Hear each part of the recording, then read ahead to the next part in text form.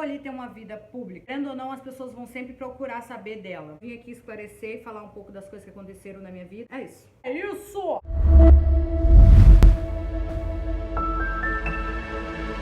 Se você não é inscrito no canal, já se inscreve, senta o dedo aí.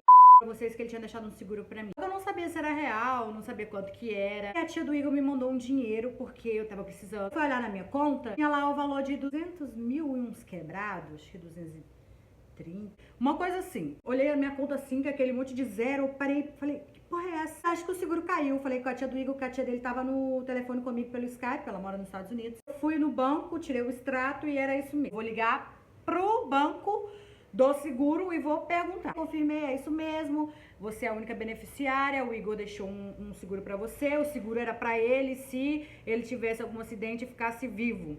Agora vem um detalhe. O Igor fez esse seguro 4 meses antes de morrer. Um mês ele pagou, o outro ele tava sem dinheiro. No terceiro a gente mudou pra Barra, aí que a gente ficou sem dinheiro mesmo. Desses 2 meses a gente ficou gastando com mudança, então a gente ficou sem dinheiro. Eram 150 por mês mais ou menos. No terceiro ele morreu. Ele pagou um só. O Igor morreu dia 31 de outubro. Eu gravei o vídeo pro canal em fevereiro. Acho que foi em março que eu liguei pra poder certificar se existia o seguro mesmo. Mas não corri muito atrás, por isso que ele demorou pra sair. Me falaram que era no máximo 10 mil e se eu conseguisse pegar, e o Igor tinha pagado só um mês, mas que ele tinha deixado só pra mim, eu não ia conseguir pegar essa porra, esse dinheiro não, gente. Quando eu vi na minha conta esse dinheiro, a minha primeira reação foi falar com a tia do Igor, e ela falou, não fala pra ninguém. Eu já tinha gravado um history, eu tava tremendo, eu tava chorando, mas com a afirmação de que esse garoto me amava muito. Eu tinha fã-clube, tenho um carinho de vocês. Ainda por cima tinha esse dinheiro na conta, então tipo, eu fiquei, caraca. E eu fiquei pensando assim, nossa, agora eu tenho tudo e não tenho nada. Só que eu não cheguei a postar esse history. Vou soltar aqui. Gente, eu vou ficar uns dias sem mexer no Instagram, eu tô tremendo. Porque, cara, eu tô tremendo real. Porque o dinheiro do seguro que o Igor deixou pra mim caiu na minha conta. E agora eu tô, em vez de estar... Eu tô muito triste, entendeu? Porque agora eu tô com certeza. Não contei pra minha mãe. Por que eu não contei pra minha mãe? Ah, agora é que veio os babados. Aí vocês vão me perguntar assim, Gleice, o que você fez com o dinheiro? Investi mais da metade pra gerar lucro. E você ajudou sua família? Ajudou outras pessoas? Começar, depois da morte do Igor, ninguém ficou do meu lado. Só tinha gente me pedindo os móveis dele, as roupas dele. Minha mãe no meu pé falando que eu era trouxa de ter entregado tudo, de ter abrido mão de tudo que eu tinha direito, de ter assinado aquele papel que eu falei pra vocês, dizendo que eu não tinha nada com ele. De um lado, as pessoas me pedindo tudo dele e eu triste porque as pessoas, em vez de estar chorando pela perca do garoto, estavam me pedindo as coisas dele.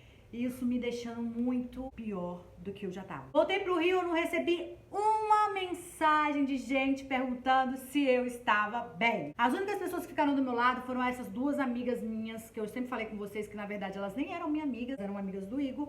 Uma me pagou a viagem pra Punta del Este, pra Barcelona. Eu fiquei 3 dias em cada um, 2 dias, mas tipo, já foi bom pra eu distrair a minha mente. Viajei pra Santa Catarina, pra Curitiba com ela. A outra deixou eu passar o Natal na casa dela, comprou roupa pra mim no Ano Novo. Ah, Gleice, era esse tipo de ajuda que você queria na morte do Igor? Não. Gente que ficasse do meu lado. E o que me comoveu foi olhar pro lado e só ter as 2. Não tinha ninguém da minha família, não tinha ninguém de nada, só tinha as 2 do meu lado. Tá, e a mãe do Igor? A mãe do Igor tá bem. O Igor trabalhou a vida dele toda, então a carteira dele era toda assinada. A gente correu atrás do INSS pra ela. Eu fui num negócio aqui, pegar o papel de onde ele trabalhava aqui no Rio de Janeiro, que ele trabalhou muito tempo no Rio Sul. Peguei o papel, mandei pra ela.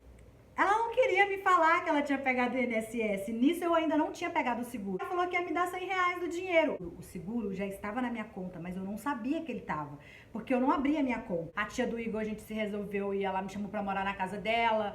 E eu fiquei uns meses lá, sem precisar pagar aluguel, então eu já tava de boa. Ela achou que eu ia crescer o olho no negócio do INSS dela, que ela ia receber, acho que é 1.000 e tanto por mês, não sei, que ela ia receber. Eu fiquei sabendo disso, eu fiquei tipo, caraca, ela tá preocupada comigo, se eu vou saber desse INSS, se eu vou pedir algum dinheiro.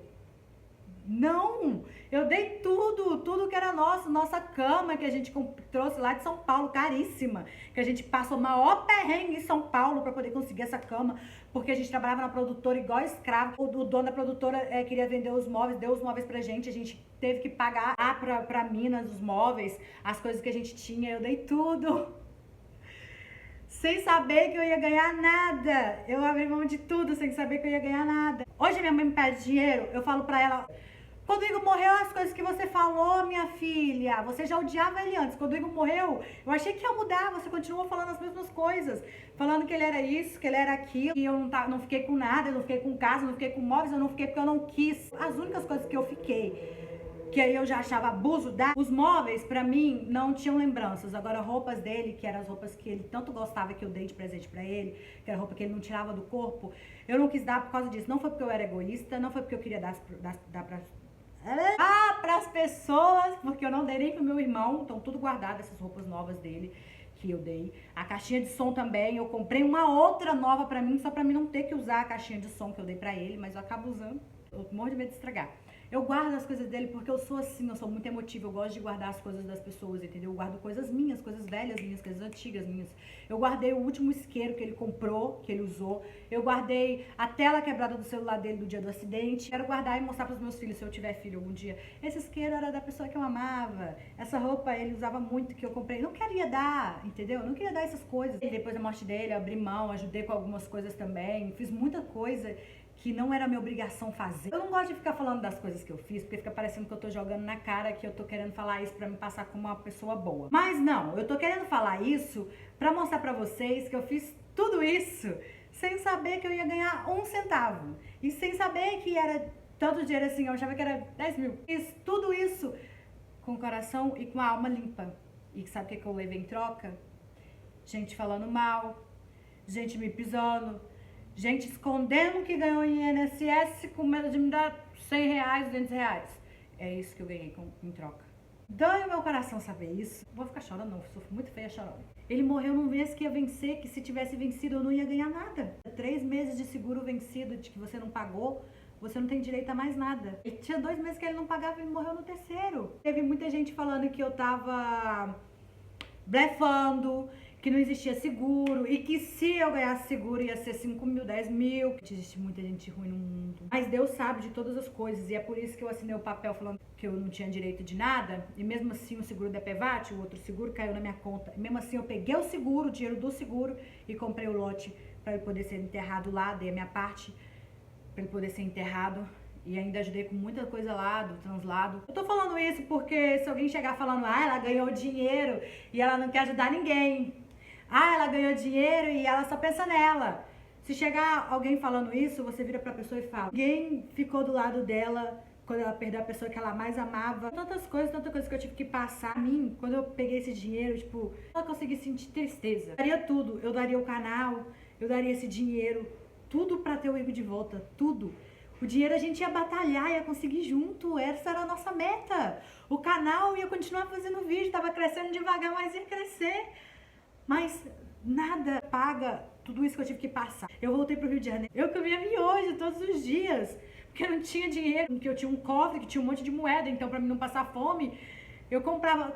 Tá, é culpa sua, Gleice, você não reclamou com ninguém que você tava passando fome, mas eu não vou reclamar. Cadê as pessoas que gostavam de mim? Na hora que eu precisei, ninguém me ajudou. Só essas 2 amigas do Igor e o Arley, que tipo me deu apoio moral, sabe? Perguntava se eu tava bem.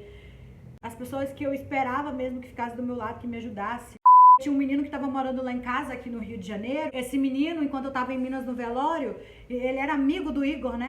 Deixou ele morar lá com a gente, só que era temporário, porque a gente saiu de vaga. Eu e o Igor, desde quando a gente veio pro Rio, a gente morou em apartamento grande e a gente alugava os quartos para amigos nossos, pra poder não ter que pagar o aluguel. Porque a gente ganhava salário mínimo, não dava pra morar em Copacabana ganhando salário mínimo e pagando aluguel caro. Às vezes a gente morava de graça, às vezes quando não tinha ninguém pra alugar o quarto, a gente dividia, dava 500 pra cada um, tava tranquilo, a gente nunca passou fome, sempre foi de boa pra gente, a gente sempre teve muita sorte. Com a vida de pessoas que rodeavam a gente, nos ajudaram pra caramba também. Esse menino que o Igor confiava muito, chegou a morar 1 mês com a gente lá na Barra, no nosso apartamento, e era pequeno, mas mesmo assim o Igor queria ajudar, como sempre. Ai, garoto, pra que você tinha que ter um coração tão grande? Ele não foi no velório, que foi uma surpresa pra mim. Vendi 2 laces minhas pro amigo dele. O Igor tinha quebrado o ventilador do apartamento 2 dias antes de morrer.